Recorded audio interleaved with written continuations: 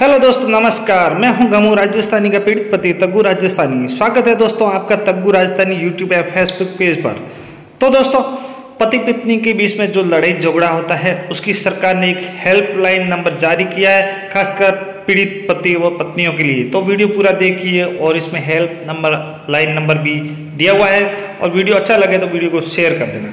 घर से भाग जाना, मेरे लेट आने पर ऑफिस से मेरे से झगड़ा करना, मेरे घर वालों को अब्यूज करना, छोटी छोटी बातों पर उनके साथ बात ना करना, यदि उनमें से कोई घर पे मिलने के लिए आ जाए उसके साथ झगड़ा करना। कई बार ऐसा हुआ कि अमेरिका में हड्डी गलाने वाली सर्दी के दौरान मैं रात को ऑफिस से लेट आता था और ये दरवाजा नहीं खोलती थी, ये बोल के कि जहां से आए हो वहीं चले जाओ। मैंने कई रातें वॉशिंगटन डीसी की -10, -20, -30 डिग्री की सर्दी में बाहर अपनी कार में बैठकर। क्या आप जानते हैं कि हमारे देश में हर 8 मिनट में एक विवाहित पुरुष सुसाइड करता है? क्या आप जानते हैं कि पिछले 5 सालों में लगभग 10 लाख पुरुषों को झूठे दहेज के केसेस में अरेस्ट किया जा चुका है? क्या आप जानते हैं कि हमारे देश में जितना क्राइम महिलाओं के साथ किया हो रहा है उससे लगभग 3 गुना क्राइम पुरुषों के साथ किया जा रहा है? मैं आपको बताना चाहता हूँ, मैं आपसे शेयर करना चाहता हूँ कि मेरी शादी एक लॉयर की लड़की से, एक अरेंज मैरिज की मैंने। और शादी के फिक्स होने के और शादी होने के बीच में क्योंकि थोड़ा गैप था, तो मैंने लड़की से मिलने की इच्छा जाहिर की, पर उसके घर वालों ने ये बोल के मना कर दिया कि उनके समाज में शादी से पहले मिलना या बात करना अच्छा नहीं समझा जाता है। जिस चीज़ को मैंने अप्रिशिएट किया और मैंने भी इस बात की जिद नहीं की और मैंने I was okay with that.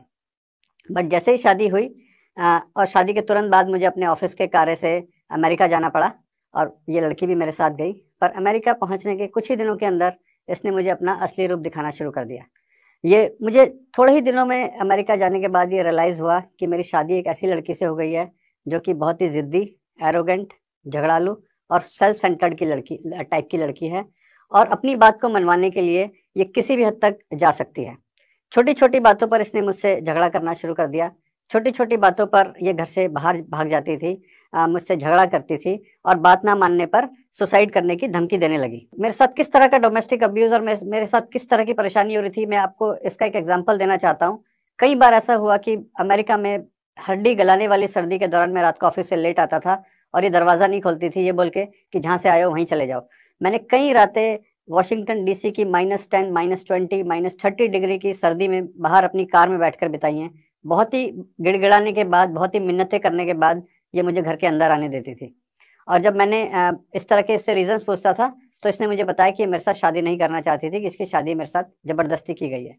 धीरे धीरे करके इसने मेरे फाइनेंसेस को कंट्रोल करना शुरू कर दिया। मेरे बैंक ट्रांजैक्शंस का ये सारा लेखा जोखा रखने लगी। मैं कहाँ पैसे खर्च कर रहा हूँ, कितने पैसे खर्च कर रहा हूँ।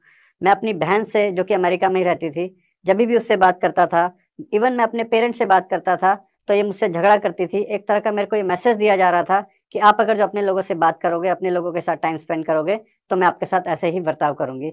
तो मेरे को जब भी मैं अपनी बहन और अपने पेरेंट्स के साथ बात करता था तो मेरे को ये फोर्स किया जाता था कि मैं अपने फ़ोन को स्पीकर पे रखूं ताकि हमारी सारी बातें सुन सके।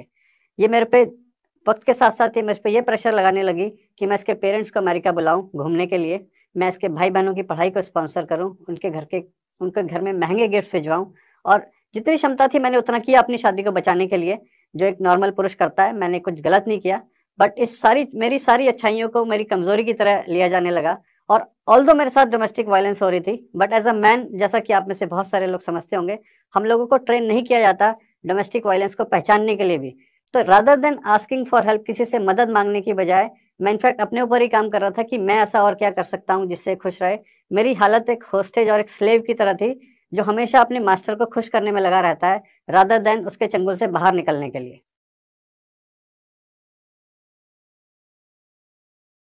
मेरा सोचना गलत था, जो मैं सोच रहा था वैसा नहीं हुआ और इनफैक्ट सिचुएशन इम्प्रूव होने की बजाय सिचुएशन खराब हो गई, क्योंकि जो धमकियां मुझे अमेरिका में देती थी, सेम वही धमकियां घर से भाग जाना, मेरे लेट आने पर ऑफिस से मेरे से झगड़ा करना, मेरे घर वालों को अब्यूज़ करना, छोटी छोटी बातों पर उनके साथ बात ना करना, यदि उनमें से कोई घर पे मिलने के लिए आ जाए उसके साथ झगड़ा करना, ये सब कंटिन्यूड रहा। मीनवाइल ये प्रेग्नेंट हो गई। मुझे लगा कि शायद भगवान ने एक आशा की किरण दी है मेरी ज़िंदगी में, बच्चा होगा तो अब शायद चीज़ें नॉर्मल हो जाएंगी, क्योंकि ऐसा मैंने सुना था कि बच्चा होने के बाद बहुत सारे कपल्स की रिलेशनशिप नॉर्मल हो जाती है हमारे देश में। बट यहाँ पर भी मेरी सारी नॉलेज, मेरी सारी इंटेलिजेंस गलत साबित हुई, क्योंकि ये चाहती थी कि एक बेटा पैदा हो, और इसने मुझे प्रेगनेंसी के दौरान ही बोलना शुरू कर दिया था कि अगर जो बेटी पैदा हुई तो तुम देखना मैं तुम्हारा क्या हाल करती हूँ। But again situation got from bad to worse.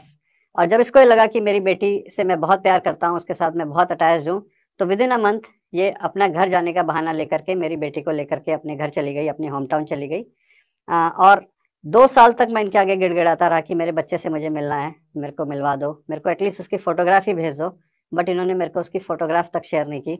और 2 साल के बाद जब लगा कि मैं बहुत ही बच्चे से मिलने के लिए जिद कर रहा हूँ, तो इन्होंने मेरे को बदले में उसके एज अ रिटर्न गिफ्ट मेरे को जो आया वो था एक यूपी पुलिस से एक फ़ोन कॉल, जिसमें बताया गया था कि मेरे अगेंस्ट एक केस किया गया है।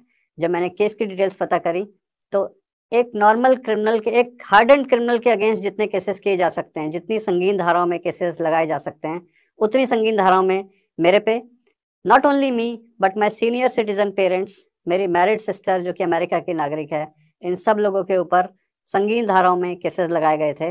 मेरे लिए कोर्ट कचहरी जाना, थाने जाना बहुत ही नॉर्मल हो गया था। मैं अपना आधे से ज़्यादा समय थाने और पुलिस कोर्ट केस कचहरी में बिताने लगा। बट इसका एक अच्छा चीज़ ये हुई कि मेरे को अपने जैसे और बहुत सारे हस्बैंड्स वहाँ मिले, बहुत सारे ऐसे सिस्टर्स मिली, मदर्स मिली, फादर्स मिले जिनके ऊपर उनकी बहुओं ने केसेस कर रखे थे।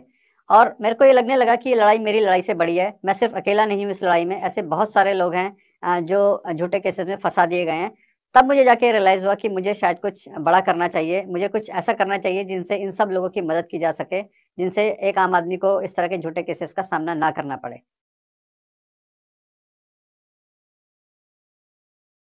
में हमारी एनजीओ का एक टर्निंग पॉइंट आया जब हमने हेल्पलाइन नंबर जारी किया। ये हमारी हेल्पलाइन नंबर है 0882498 जैसा कि आप स्क्रीन पर भी देख पा रहे हैं। ये हेल्पलाइन नंबर पूरे इंडिया में चालू हुआ, और इस हेल्पलाइन पे लगभग 5,000 कॉल्स पर मंथ हमारे पास आने लगे, जो हमारे जैसे ही लोग, हमारी जैसी फैमिली से कॉल्स आते थे जिनके ऊपर झूठे केसेस कर दिए जाते थे। तो मैं आपको बता दूं कि हम देश की पहली एनजीओ हैं जो मेंस राइट की बात करते हैं, जो पुरुषों के अधिकार की बात करते हैं, जो फादर्स के अधिकार की बात करते हैं, इनफैक्ट जो बच्चों के अधिकार की भी बात करते हैं। क्योंकि बहुत सारे केसेस में ऐसा देखा जाता है कि बच्चों को फादर से अलग कर दिया जाता है, तो ये बच्चों के अधिकारों का भी उत्पीड़न किया जा रहा है, बच्चों को भी अपने फादर से ना मिलना देना, एक बच्चे के साथ भी क्राइम किया जा रहा है। हम लोगों ने देश की पहली हेल्पलाइन चालू की है 08882498498। यदि आपकी फैमिली में भी ऐसा कोई व्यक्ति है जो इस तरह के केसेस से या इस तरह की सिचुएशन से गुजर रहा हो, तो मैं आपसे रिक्वेस्ट करूंगा कि उसको आप हमारा नंबर शेयर कीजिए, हम उसकी भी मदद करेंगे।